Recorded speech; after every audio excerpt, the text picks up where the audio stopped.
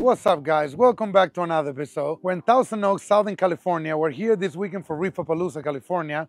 I'm hanging out with my friend Jesus. What's up, Jesus? What's up, buddy? How are you? Good, man. You guys seen him in the other episode. I know Jesus for a long time, and he found me a couple customers with beautiful tanks. So today he found me Osbaldo, and he brought me here all the way to Thousand Oaks. So he helped him install this tank. He's helping him maintain this tank. So let's go inside. Let's find them, and we'll ask Osbaldo a bunch of questions. Let's go.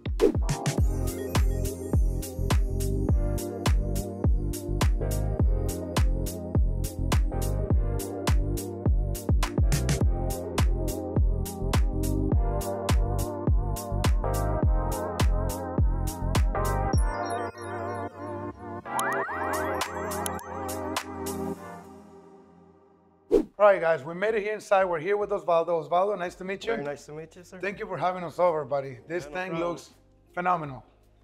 We got recommended to you by a mutual friend of ours, Jesus from OMG Corals, and I did not expect this tank to look this beautiful. So first question, how big is this tank? It's 300 gallons 300 gallons? Yeah. And how long you been running this tank for? for about 4 years now. 4 years? Yeah. Beautiful. Who made it? Visual. Visio? Yeah. Seattle, California? Yeah. Beautiful tank, man. And prior to this tank, how long have you been in the hobby? About 11 years. 11 years. And what size tank did you have before this? 150. And what made you upgrade? The coral didn't fit on my 150 anymore. So I had the 150 right on that corner, and then I had the tank in here. Took me like about 3 weeks to get that tank in here. So you were cycling, you got the big one in place, Got the big one in place, and I was cycling. and then And the other one was continuing running like Continue normal. running like normal. And when I was doing water changes, I would do the water change. Oh, that's pretty tank. smart. Never thought of that one. I learned something new today instead Yeah. of throwing it away because you're trying to get the tank to get dirty, more bacteria. So, yeah, most of the water that was in this tank came from the old tank. And how long was that process from the time that you set it up till you transfer everything? Like about a month and a half. Month and a half? Scary, right? Yeah. So let's just start from the top normally. I see you running Kessel lights. Which models are these? Do you know? The two in the front, they're the AP700. Okay. And the ones in the back are the newer ones. I think they're called the XP9s. How do you like the new ones compared to the old ones? I think they're pretty similar. Similar? I don't notice that much of a difference, but What made you go with Kessels? that's the only ones that I You always use. that I always use from day one. So what I like the best about the Kessels is the shimmer effect. Yeah. It is the best. That's what I enjoy the most, you know? Mm-hmm. And this is a true mixed reef, to say the least. You got all your mushrooms here.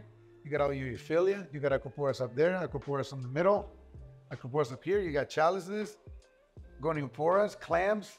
So tell me, where was this idea born to get your mushroom collection all the way across like that? That's the only space I had it for. I couldn't put them anywhere else. I had all the space of sand, so I used wet tiles to cut those little shelves, and then I just put them on the sand bed instead of having them in placed right on the sand bed. Yeah, because then they're gonna get aggravated by the sand. Yep. And do you notice with this much flow that you have in here, they don't get aggravated at all down there?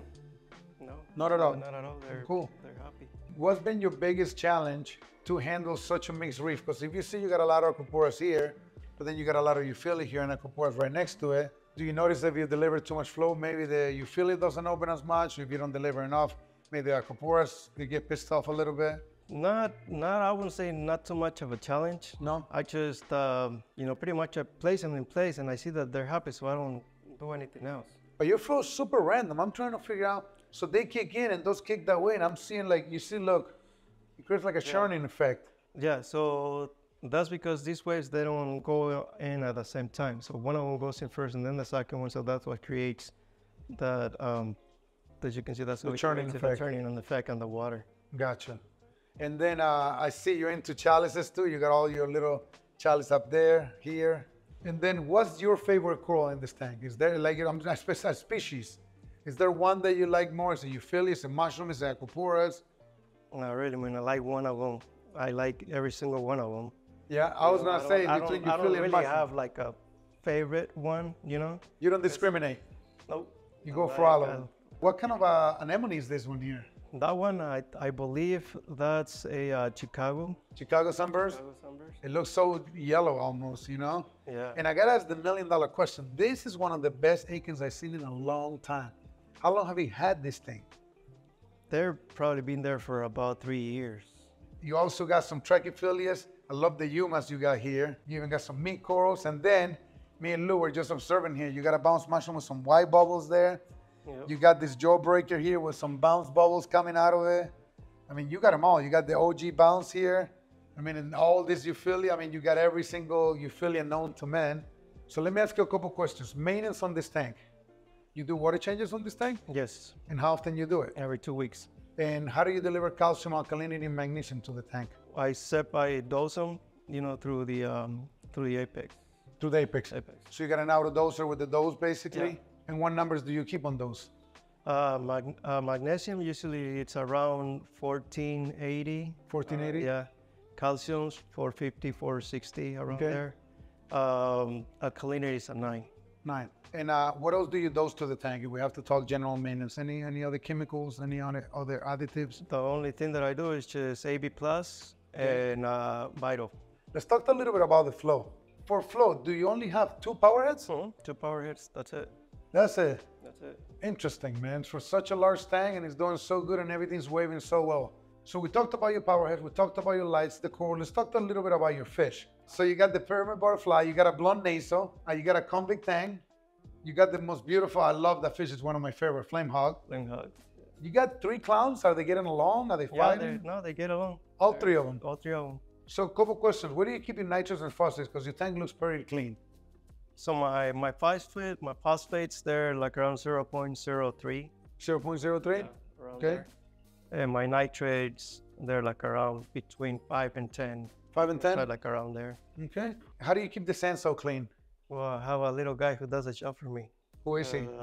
Diamond Gobi? Diamond Gobi. So another question, you said you've been doing this for how many years now? 11. 11 years. What's been your biggest struggle as a hobbyist in the past 10 years? Patience. To get to this? Patience? Patience. So we got to tell people home practice patience, right? Yep. It's funny you say that because a lot of people come into this hobby and we all get excited. It's a new hobby. We want to run with it. Yep. And sometimes people come with a lot of money and tell them, look, I can set up the tank for you. There's a couple tricks to speed it up a little bit, but this you cannot do overnight. Sometimes we got to set up the tank and almost forget that it's there and just concentrate, put your attention into something else and let things happen. Yep. All right, let's look at some of your filtration. All right, so what brand do you use for your A, your B, and your C? Both Reef Supply. Bulk Reef Supply? Yeah. Okay, so I see you have a Neptune controller down here. And the Neptune controller, you have a Trident. Yes. Can you tell me how you use your Trident? Yeah, I just tested my alkalinity, magnesium, and calcium. Is it adjusting things for you or you make your own adjustments? Well, when the adjustments are small, the Trident does it. When they're bigger, then I have to do it manually. And then I see you using 4 channels of the dose. You got the A, the B, and the C. What's the 4th channel for? Nitrates. Nitrates. Why you feel like you need to dose nitrates? It stays too clean? Because they're Too clean, the system. clean. You don't want to add more fish? You prefer to add nitrates than to add more fish or no? Just because some fish, like you mentioned, the powder. Hey, I don't blame you. The man is careful. He's listening. So, all right. And you got a decent amount of fish. All right. And this is a DIY sump and auto top off? Yep. That's pretty smart. Everybody's just doing all this fancy thing. And this is what, a 20-gallon tank? Yes, 20. Sometimes you can go to Petco and they got the $1 per gallon special, right? Yep. That's where I got it. There it is. For $20, you got an auto top off. Yeah. And I've never seen somebody keep a power head in there. You're meticulous. You like to keep it nice and fresh. You don't want nothing to settle. Yep. I guess it makes sense. Water moving is clear. It's cleaner water than just water sitting. And can I ask you some of your testing? How often do you test? Well, I only test like every 2 weeks, maybe. Okay, when you test, what do you test for? Just phosphates and nitrates. And do you ever test your alkalinity just to make sure you're on the same page with the Trident? When I do a calibration on the Trident, and then I test everything and then I calibrate the Trident. And how often you do that? Like every 2 months. Every 2 months? Every 2 months. Okay, great. And then the sump, is that a 75-gallon tank or? It's 100. It's a 100-gallon tank. And then you have a NIOS protein skimmer. That thing is huge. I wonder why you have to dose nitrates. Can you get a bigger protein skimmer? Well, my plan was to overstock my tank with fish. Oh my gosh, the size of the thing is just humongous. I was talking to Jesus. We went earlier to do another video, and I have a protein skimmer on my 80-gallon tank in my office, and I want to say 75% of the time the protein skimmer is not on. And the reason why I do that, I feel like protein skimmers have gotten so good in the past decade and a half, that if you keep them running all the time, I feel like you're stripping bad stuff, but a lot of good stuff I feel like you're stripping out. And I feel like we have filter socks, we got sponges, we got protein skimmers, we're doing water changes. Why? Because we're constantly trying to get the clarity for our eyes to please us. But I feel like that clarity doesn't please the animal all the time. So yes, I was telling Jesus earlier, I have to clean the glass daily. And then what happened is I like to feed a lot. So when I'm feeding a lot and I don't run the protein skimmer and I don't run filter socks, the food is just constantly circulating through the whole tank. And then there's some days that my algae start growing faster, and then I see a little algae poking on the rocks. So that's when I'm like, I crank the skimmer all the way up, and then I put filter socks. I slow down my feeding and I do a water change. So that shocks the tank to be like, hey, you're going a little too happy. And then after like 5 days, I start feeding a little more and a little more.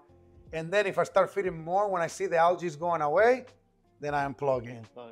So hey, everybody's different, man. Your tank looks amazing, but I always like to give opinions. I see a lot of tanks. I try to dry it. I try to run it as dry as possible. So not like a wet skimmer, but I think you should run a little lower. That's kudos to all of you guys that are designing protein skimmers out there. They're just too well designed.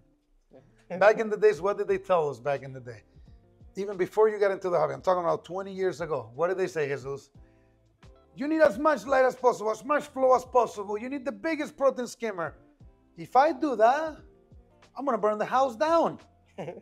There's gonna be wave, and there's gonna be somebody surfing on top of the tank, because power heads are too strong nowadays. Protein skimmers, they skim too much. And lights, you will burn the coals if you get the strongest lights that you get. But back then, you can get tonsils. You couldn't get a strong protein skimmer. You couldn't get strong lights other than a 400 watt metal highlight or 1,000, and the heat that brought with it. So it wasn't simple. And the price of those ballasts and those bulbs back then, they weren't easy whatsoever, you know? So last question here. Does it ever get full? Does it get full? Yeah. So how often do you trim it? I would say like once a month. The cleaner, the better it's gonna be, the fresher it's gonna be, better for the animals, I will assume at the end of the day. More oxygen in the water, correct? Yeah. That's what I would think. So again, man, you are killing it. Thank you for inviting us over. Thank you. I'm impressed. You're really doing this amazing. Thank you for coming out. No, seriously, man, thank you for the invite, man. I hope to see you. I was hoping to see you this weekend in Reefapalooza, but you're not gonna be there. It's your birthday this weekend. So hopefully we'll see you next year, you know? Yeah. But again, phenomenal tank. Thank you for having us over. You guys at home, thank you for watching. Don't forget to give us a like, post some comments below, subscribe to our channel. We'll see you guys on the next episode. Thank you very much.